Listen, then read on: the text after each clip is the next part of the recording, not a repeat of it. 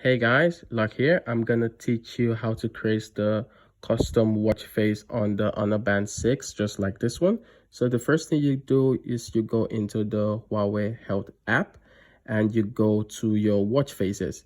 Then you see two options, the recommended and mine. You click on mine and you can see your gallery. So the first thing you do is click into your gallery. You can take a new picture or choose a picture. Once you click on your gallery and to choose a picture from there, you can click on any picture and choose what side of the picture you want. Once you click on the side, you click save.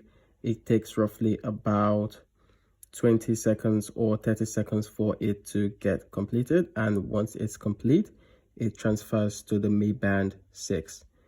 From the gallery option, you can choose between different watch faces for you to interchange, or you can select one single one. Thank you guys for watching.